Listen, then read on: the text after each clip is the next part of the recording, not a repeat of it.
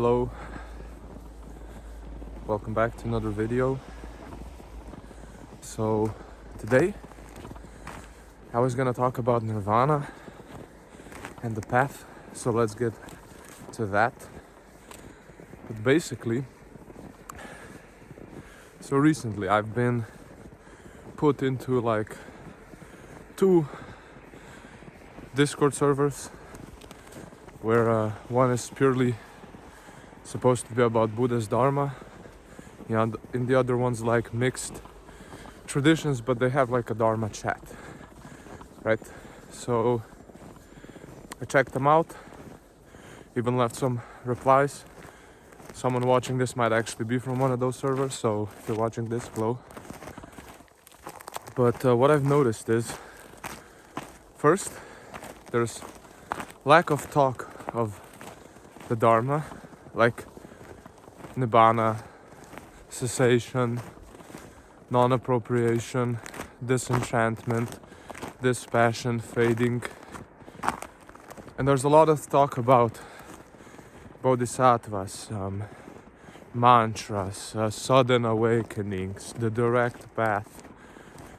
And I mean, fair, I guess, I've been confused about these things too.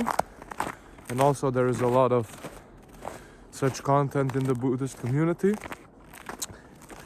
But it was just eye-opening a little bit that even within supposed Buddhist circles, Nibbāna, as taught by the Buddha in the Nikāyas, is basically not talked about at all. Because, see, the Nikāyas, what makes them so effective is their uncompromising nature, right? Because the nirvana, as described by the Buddha, is cessation of clinging, cessation of becoming, cessation of appropriation, calling things me, mine, or myself. It's an ending, it's subtractive.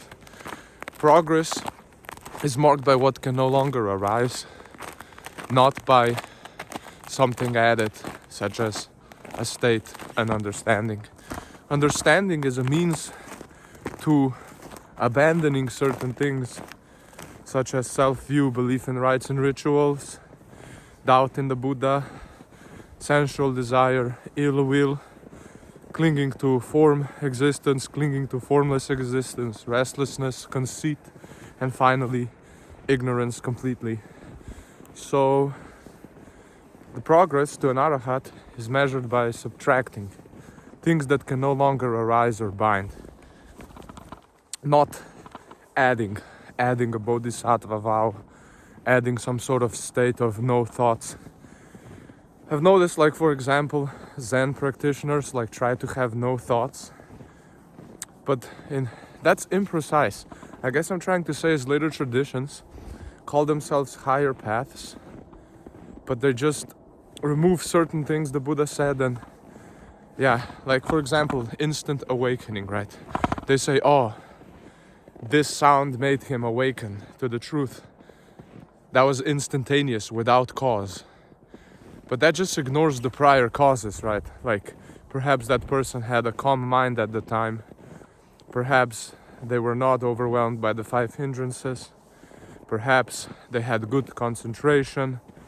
Perhaps in the moment they had good concentration. Breakthroughs always happen due to conditions. Even like if a sound made him awaken, the condition was already that he had ears, that he could hear the sound. So basically most traditions after deny causality and just drift into metaphysical speculation, things the Buddha often rejected. Because nirvana, what the path actually looks like when lived, is much more simpler. The difficulty of nirvana is not that it's super complex, it's that the mind of an average person does not. That's why the Buddha said it's hard to fathom, only to be realized by the wise, going against the stream. The mind of the average person does not want to lose things and not get anything in return. See, when the path takes away self-view, it doesn't replace it with a higher self or some other thing that you can consider yourself. It just takes away self-view. It's the process of removing footing, removing things until no clinging remains. So you don't get anything out of it. And that's what people don't want. They want something out of it. They want to get something. When the process is literally mindfulness is cultivated and maintained, wise attention sees the causes of suffering. It sees suffering, it sees the clinging that it comes from. It lets go of the clinging due to seeing. It sees the cessation after and the release it brings. And it knows this happened because of the Eightfold Path. Seeing, right action, right thought, right concentration, right mindfulness, right livelihood, all of these things. So the path is about seeing, not really doing. The effort comes from putting in effort to be mindful, wise attention, cultivating wholesome states, ethics. That's all supportive. Meditation, it's all supportive but necessary, because you need to cultivate the 5 faculties, right?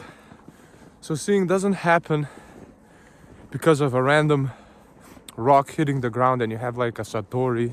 There were prior causes, prior cultivation. And the Nibbāna is not something you gain. Rather, it is the cessation of clinging, the cessation of becoming, the unconditioned, asankata.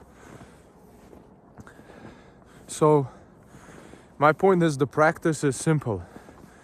Don't add new fuel and let old fuel burn out. That's all it is. Once right view is established, you see conditionality, you see dependent origination.